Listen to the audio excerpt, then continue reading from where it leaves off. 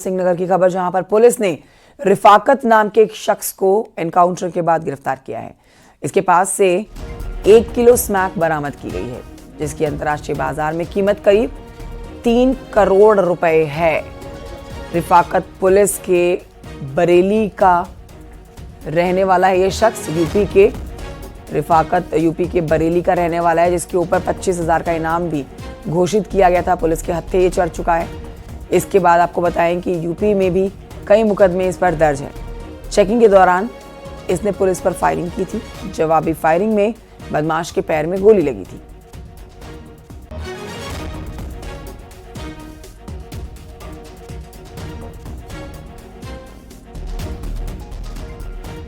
मुठभेड़ हुई, जिसमें कि रिफाकत नाम का एक वांछित अभियुक्त था पुलबट्टा थाना क्षेत्र का, जिस पर 25,000 रुपये का इनाम घोषित था।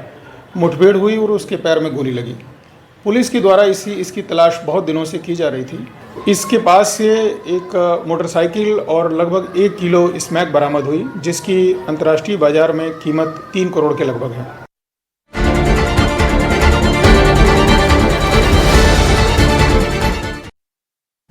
तो निकाय चुनाव की अब बात करें, जहां आपको बताते हैं कि मतदान से पहले ही कांग्रेस को रुड़की में लगाए तगड़ा झटका। नामांकन पर्चों की जांच में बुधवार को रुड़की की मंगलोर नगर पालिका से कांग्रेस के प्रत्याशी चौधरी इस्लाम का नामांकन पत्र निरस्त कर दिया गया, जिसके बाद कांग्रेस के कार्यकर्ताओं में नाराजगी देखी गई। उन्होंने जमकर हंगामा किया। विधायक काजी निजामुद्दीन ने कहा है कि ये लोकतंत्र की हत्या है। उन्होंने बीजेपी पर बदले की रणनीति का आरोप लगाया। उन्होंने चेतावनी दी, इस लड़ाई में पीछे नहीं हटेंगे।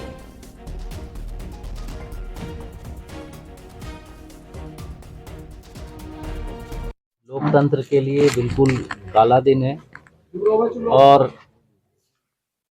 चौधरी इस्लाम साहब जो मंगलौर के नगर पालिका अध्यक्ष पद के लिए कांग्रेस के प्रत्याशी बनाए गए थे, जो एक तरफा जीत के प्रत्याशी मंगलौर नगर पालिका अध्यक्ष पद के लिए जो सबसे पॉपुलर प्रत्याशी थे, उनका नामांकन रद्द कर दिया। ये कहना अतिशयोक्ति नहीं होगी कि एक तरीके से उन्होंने चूड़ियां पहन ली हैं, और चूड़ियां पहनने से मेरा तात्पर्य चौधरी साहब का कांग्रेस प्रत्याशी का नामांकन रद्द करना और जोर जबरदस्ती के साथ नामांकन रद्द करवाना, ये उसी चूड़ी पहनने का सबूत भी है।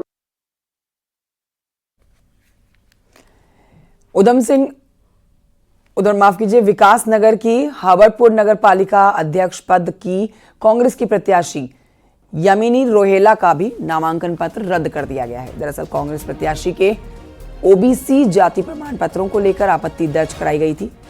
रिटर्निंग ऑफिसर का कहना है कि दिन भर इंतजार के बाद भी आपत्तिकर्ता सुनवाई के लिए नहीं पहुंचा। और मजे की बात यह है कि आपत्तिकर्ता के न आने के बावजूद भी यामिनी रोहेला का नामांकन रद्द कर दिया गया। कांग्रेस ने आरोप लगाया कि बीजेपी के इशारे पर ही उनका नामांकन रद्द किया गया है। एक प्रत्याशी, महिला प्रत्याशी के अन्य पिछड़ा वर्ग का जो प्रमाण पत्र था उनका, ओबीसी कास्ट का, उस पर आपत्ति दर्ज की गई थी कि यह प्रमाण पत्र वैध नहीं है। उपस्थित ही नहीं हुआ, उसने अपना पक्ष नहीं रखा, तो प्रशासन कैसे उसका पक्ष रख रहा है, ये बात समझ में नहीं आ रही है। और अगर ये निर्णय हमारे पक्ष में नहीं हुआ तो हम हाईकोर्ट में जाएंगे। उसकी हम कल सुबह की तैयारी कर चुके हैं। किस वजह से देखते हैं आप आगे? ये लोकतंत्र का माहौल है। देहरादून नगर निगम से भी अपडेट ले लीजिए, जहां पर कांग्रेस के प्रत्याशी का नामांकन रद्द होने पर धरने पर कांग्रेस के नेता बैठे हैं। भगत सिंह कॉलोनी वार्ड से कांग्रेस के प्रत्याशी का पर्चा निरस्त हो गया। कांग्रेस ने आरोप लगाया कि बीजेपी विधायक उमेश शर्मा काऊ के दबाव में पर्चा निरस्त किया गया है। कांग्रेस नेताओं के साथ ही विधायक प्रीतम सिंह और कांग्रेस के प्रदेश उपाध्यक्ष सूर्यकांत धस्माना भी यहां मौजूद रहे।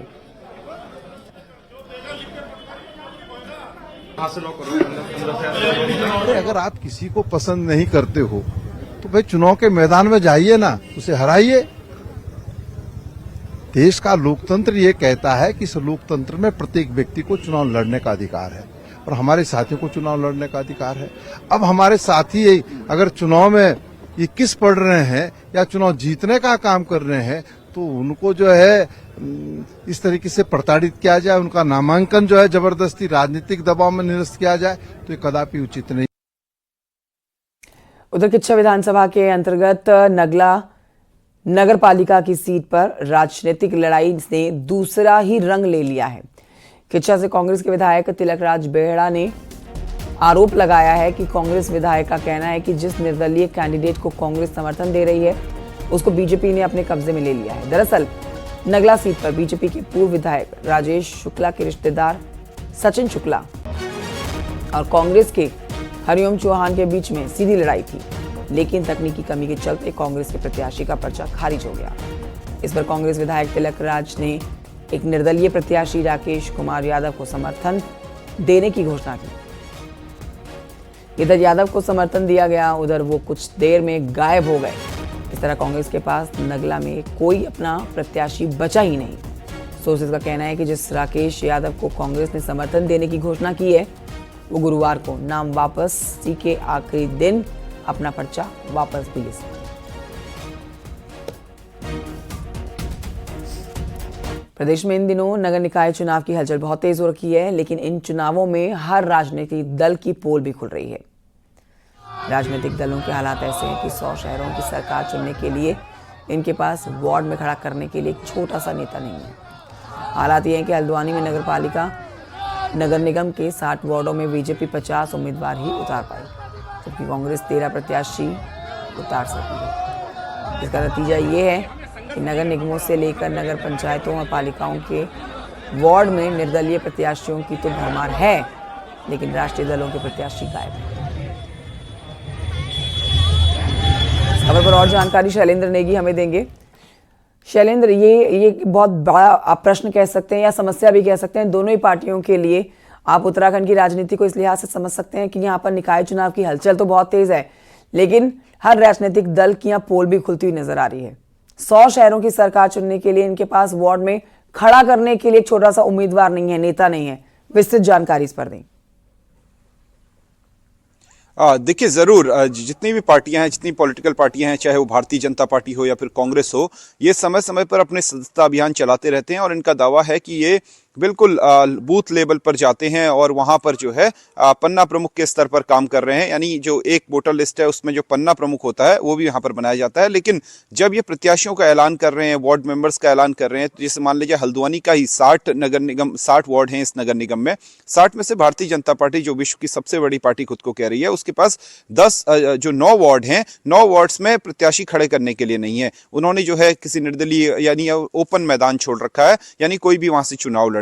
लेकिन इसकी बड़ी वजह यह भी है कि पार्टी में बहुत ज्यादा अंतरकलह भी है। इतने ज्यादा कैंडिडेट्स खड़े हो गए हैं, एक ही दल के, एक ही विचारधारा के खड़े हो गए हैं कि पार्टी ने वहां कैंडिडेट उतारना भी जरूरी नहीं समझा है। और दूसरी तरफ यह है, कांग्रेस का हाल तो यह है कि 60 में से महज 13 पे वो अपने प्रत्याशी उतार पाई है हल्द्वानी में, और बाकी हम नगर निगमों की और नगर पालिकाओं और पंचायतों की बात करें तो वहां भी लगभग ऐसे ही हालात हैं। कांग्रेस ने यह दावा किया था कि वह अपने सिंबल के साथ किसी न किसी प्रत्याशी को पार्षद के लेवल पे उतारेगी या फिर सभासद के लेवल पे उतारेगी, लेकिन ज्यादातर निकायों में यही हाल निकल के आ रहा है कि जो पार्टी की अंदरूनी लड़ाई है या फिर कहीं पर चेहरे ही नहीं मिले हैं। यहाँ पर यह भी देखने को मिल रहा है कि कई बार बिल्कुल, ये बहुत अपने आप में एक बड़ी अजीब सी स्थिति है शैलेंद्र के। पार्टी के जो उम्मीदवार टिकट की उम्मीद लगाए बैठे हैं, उनको जब टिकट नहीं मिल रही है, पार्टी छोड़कर दूसरी पार्टी ज्वाइन कर रहे हैं, दूसरी पार्टी से भी टिकट नहीं मिल रहा है, तो निर्दलीय चुनावी मैदान में आ रहे हैं। निर्दलीय चुनावी मैदान में आ रहे हैं तो पार्टियां अपने पूर्व के इन उम्मीदवारों को मनाने में जुटी हुई है। तो ये बहुत ही अजब गजब सी स्थिति इस समय उत्तराखंड में निकाय चुनाव के दौरान देखी जा रही है। बहुत शुक्रिया आपका जानकारी के लिए। बढ़ते हैं आगे, आपको बताते हैं निकाय चुनाव में बीजेपी संगठन ने अपने विधायकों, मंत्रियों और सांसदों पर निकाय जिताने की जिम्मेदारी सौंप दी है। तो कांग्रेस इस बीजेपी की घबराहट इसे बता रही है। देखिए रिपोर्ट।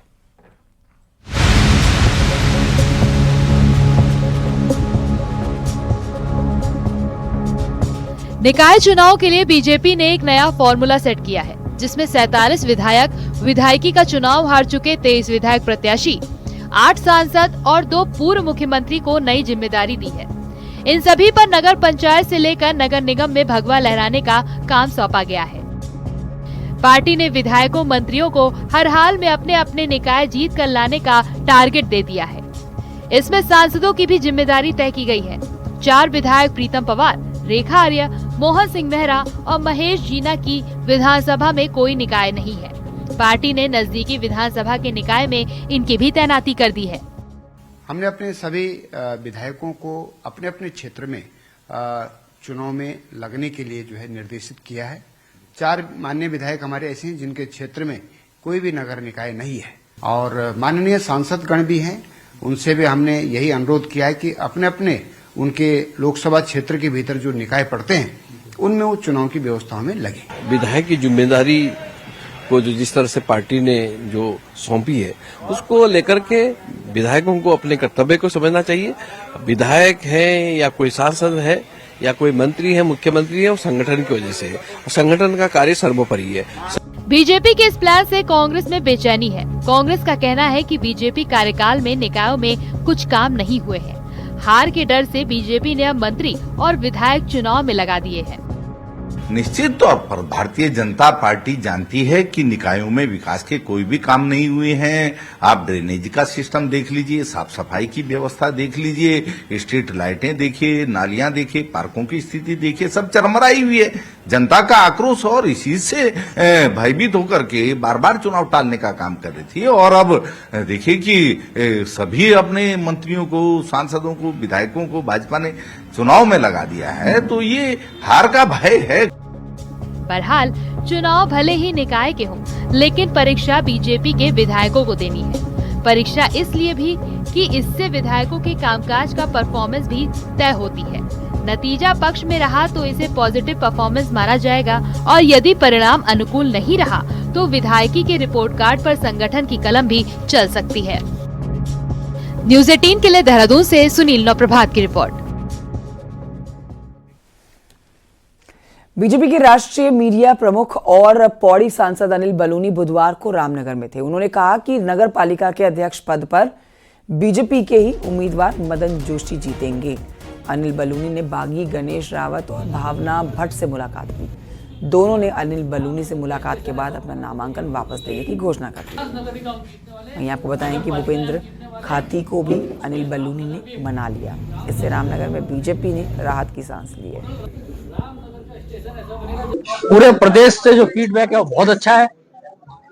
हमारी लोकसभा में जिसमें कि दो नगर निगम भी हैं, वहां से भी जितना भी फीडबैक है उसके हिसाब से भी दोनों नगर निगम की सीट जीतने वाले हैं। साथ ही रामनगर में भी जो हमारा ट्रिपल इंजन की सरकार है वो पूरी तरह से जीतने वाली है। रामनगर में भी हम लोग अच्छे खासे मतों के साथ जीतेंगे। हमारी सभी कार्यकर्ताओं से बातचीत भी हो रही है। कुछ जो रूठे हैं उनको भी मना रहे हैं, उनको भी मना लिया गया है लगभग।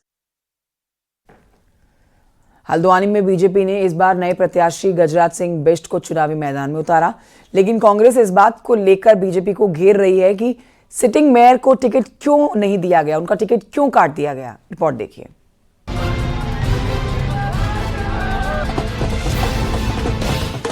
हल्द्वानी में इन दिनों नगर निकाय चुनाव की हलचल तेज है। कांग्रेस, बीजेपी और समाजवादी पार्टी समेत कई अन्य प्रत्याशी चुनावी मैदान में अपनी किस्मत आजमा रहे हैं, लेकिन मुख्य विपक्षी कांग्रेस बीजेपी पर हमलावर है। कांग्रेस सवाल पूछ रही है कि आखिर बीजेपी ने अपने सिटिंग मेयर का टिकट क्यों काटा और बीजेपी के इस कदम को कांग्रेस के लिए जीत का संकेत मान रही है। भारतीय जनता पार्टी के लिए बहुत बड़ा विषय है कि 2 टर्म के सिटिंग मेयर का उन्होंने टिकट काटा। राजनीतिक तौर पे अगर मैं बात करूं तो मेरे हिसाब से राजनीतिक तौर पे अन्याय हुआ है एक व्यक्ति के साथ, और साथ ही साथ जो अंतरकलह उनकी है वो भी बाहर निकल कर आई। पहली बारी भारतीय जनता पार्टी में इतनी अंतरकलह हमने देखी, इसका फायदा मिला। चर्चा होने लगी, पहला नाम नगर निगम हल्द्वानी का था और उस पर चर्चा हुई तो किसी मेंबर ने उसका विरोध नहीं किया और 1 मिनट में जो है सबने ओके करके उसको पास करके स्वीकृति दे दी। ये उनको मेयर बनना था, इसलिए उसमें कोई अड़ंगा नहीं लगा। जिसको नहीं बनना होता है उसको 50 अड़ंगे लगते हैं। जाहिर है कांग्रेस बाद में अपनी जीत की संभावनाएं देख रही है, लेकिन इसमें भी कोई दो राय नहीं कि बीजेपी ने एक बड़ी रणनीति के तहत ही अपने सभी सिटिंग मेयर्स के टिकट काटे हैं, ताकि चुनाव में एक नयापन आए, कार्यकर्ताओं का जोश भी दिखे और एंटी इनकम्बेंसी से भी बचा जा सके। हल्द्वानी से न्यूज़ 18 के लिए शैलेंद्र नेगी की रिपोर्ट।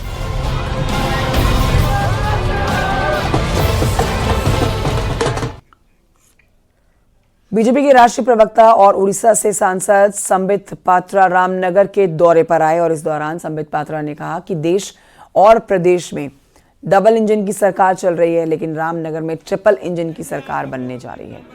नगर पालिका अध्यक्ष बीजेपी का ही होगा, जिससे यहाँ का विकास और अधिक होगा। उत्तराखंड में डबल इंजन की सरकार है और मुझे इसमें कोई संशय नहीं है कि अब ट्रिपल इंजन की भी सरकार बनने जा रही है। रामनगर के नगर पालिका परिषद के चेयरमैन के लिए खड़े मेरे भाई मदन जोशी जी जरूर चेयरमैन होंगे।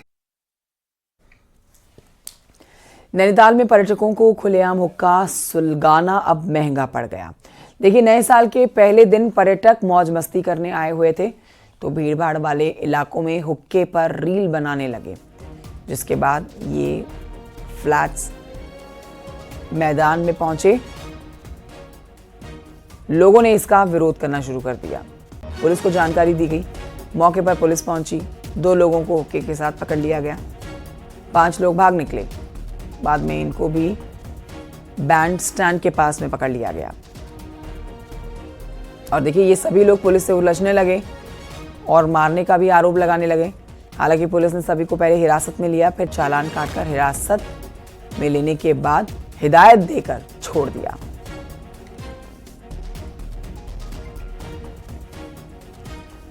चमोली के नीति घाटी के घमशाली क्षेत्र में फंसे हुए 4 सैलानियों को सुरक्षित निकाल लिया गया है।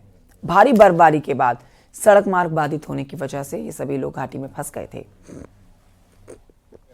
27 फरवरी को ये घाटी में घूमने के लिए गए हुए थे। आईटीबीपी की टीम ने पैदल रास्ते से इन्हें सुरक्षित स्थान पर पहुंचाया। ऋषिकेश के लिए भेज दिया गया है। प्रशासन ने सभी सकुशल 4 पर्यटकों को ऋषिकेश भेजा है। हमने 112 पे कॉल किया। 112 पे कॉल करने के बाद वहां से जवाब ये आता है। और उसके बाद वो पर्यटक वहाँ बर्फबारी में फंसे थे, जिनको लोकल लेवल पर आईटीबीपी और बीआरओ ने अकोमोडेशन और फूड का सहयोग दिया है। और चूँकि बर्फ़ बहुत ज़्यादा पड़ी थी तो रास्ता खोलने में समय लग रहा था।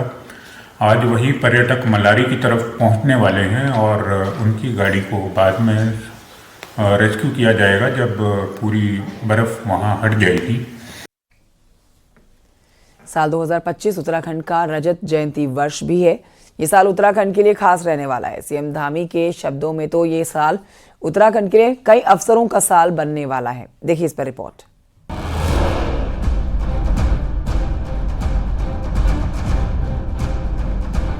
साल 2024 उत्तराखंड के लिए कई मायनों में खास रहा, लेकिन अब 2025 उत्तराखंड का रजत जयंती वर्ष है, जिस पर सरकार ने कुछ खास गोल फिक्स किए हैं। इस साल उत्तराखंड को कई सौगातें मिलने जा रही हैं। इस साल पहली बार उत्तराखंड राष्ट्रीय खेलों की मेजबानी करने जा रहा है। इस साल राज्य में यूनिफॉर्म सिविल कोड लागू होगा। उम्मीद है इसी महीने लागू हो जाएगा। इस साल बजट सत्र में उत्तराखंड ठोस भू कानून का मसौदा लाने जा रहा है। इस साल मई तक दिल्ली देहरादून इकोनॉमिक कॉरिडोर भी चालू हो जाएगा। इससे राष्ट्रीय राजधानी से देहरादून का सफर 2.5 से 3 घंटे में सिमट कर रह जाएगा। 2024 हमारे लिए बहुत उपलब्धि भरा साल था और 2025 हमारे लिए बहुत ही अवसर का साल है। एक तो सबसे पहले राज्य के अंदर 2025 में राष्ट्रीय खेल हो रहे हैं, उसकी मेजबानी उत्तराखंड राज्य को मिली है, देवभूमि के लोगों को मिली है। और साथ ही साथ हम 25वें साल में प्रवेश कर रहे हैं। ये रजतोत्सव हमारा ये भी उपलब्धियों भरा रहेगा और नए कीर्तिमान स्थापित करेगा, क्योंकि उत्तराखंड 25 साल का हो गया है। हर क्षेत्र में हमको नई उपलब्धियां प्राप्त करनी है। यही नहीं, इस साल चारधाम यात्रा प्राधिकरण भी शुरू हो जाएगा, जिससे चारधाम यात्रा व्यवस्थाओं में सुधार नजर आएगा।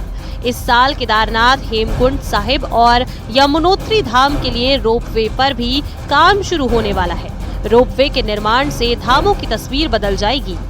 2025 उत्तराखंड राज्य का रजत जयंती वर्ष भी है और यह वर्ष उत्तराखंड राज्य के लिए बहुत ही महत्वपूर्ण और आशाओं भरा वर्ष होगा, जहां इस वर्ष में यूसीसी और भू कानून जैसे ऐतिहासिक कानून राज्य में लागू होंगे। वहीं विकास की दृष्टि से अनेकों महत्वाकांक्षी योजनाएं धरातल पर उतरेंगी। सीएम धामी भी कह चुके हैं कि रजत जयंती वर्ष में हमें नए कीर्तिमान स्थापित करने हैं, जिसकी शुरुआत भी जनवरी से हो जाएगी। जनवरी में जहां राष्ट्रीय खेलों की शुरुआत होगी, तो इसी महीने यूनिफॉर्म सिविल कोड जैसे ऐतिहासिक उपलब्धि भी उत्तराखंड के नाम जुड़ जाएगी। न्यूज़ 18 के लिए देहरादून से सुनील नवप्रभात की रिपोर्ट।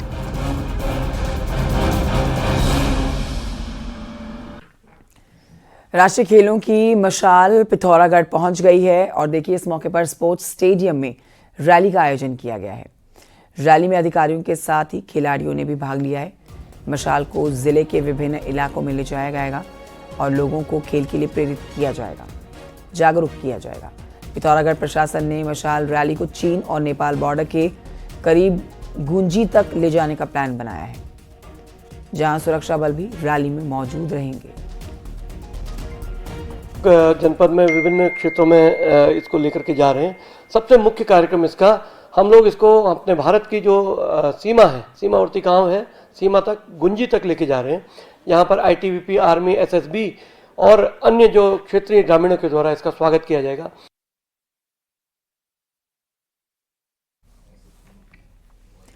पहाड़ में जहां कभी कभी संतरा, नींबू और मौसमी जैसे पारंपरिक फलों की बहार हुआ करती थी, आज वहां इन पेड़ों का अस्तित्व खतरे में दिखता हुआ नजर आ रहा है। एक रिपोर्ट लगातार सूखते पेड़ और नई खेती तकनीकों की अनदेखी ने इन फलों और विलुप्ति की कगार पर लाकर खड़ा कर दिया है।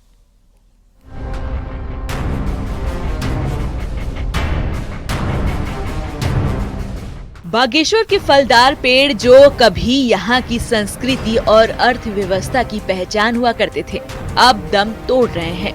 किसानों का कहना है कि उद्यान विभाग की नीतियाँ पारंपरिक फलों की अनदेखी का सबसे बड़ा कारण है।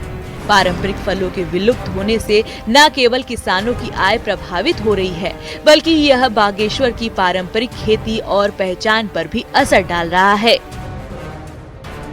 यहाँ के पारंपरिक फल थे, खासकर जो संतरा, नींबू और माल्टा थे, उनके उत्पादन में दिनों दिन कमी आती जा रही है। मगर जो पारंपरिक फल है वो बिल्कुल यानी कम होते जा रहे हैं, जिस ओर सरकार को भी ध्यान देने की आवश्यकता है। चार नारिंग बहुत लगते थे यहाँ, अब तो पेड़ भी लगा हुए तो बिल्कुल सूख जा रहे हैं। वो अब कोई मेहनत नहीं कर रहा, कोई देख ही नहीं रहा है उनको। अब क्या करें, मोल लेके खाना है, 50-60 रुपया केजी कर रहे हैं। गरीब आदमी कहाँ से खाते हैं। उद्यान विभाग ने हाल के सालों में कीवी, स्ट्रॉबेरी और सेब जैसे बाहरी फलों पर ध्यान केंद्रित किया है। इन पर बड़ा बजट खर्च किया जा रहा है, जबकि पारंपरिक फलों के लिए कोई खास योजना नहीं बन पाई है। हालांकि विभाग इसका दोष ग्लोबल वार्मिंग पर मढ़ रहा है। प्रॉब्लम देखने में आ रही है वह माल्टा और संतरा में है।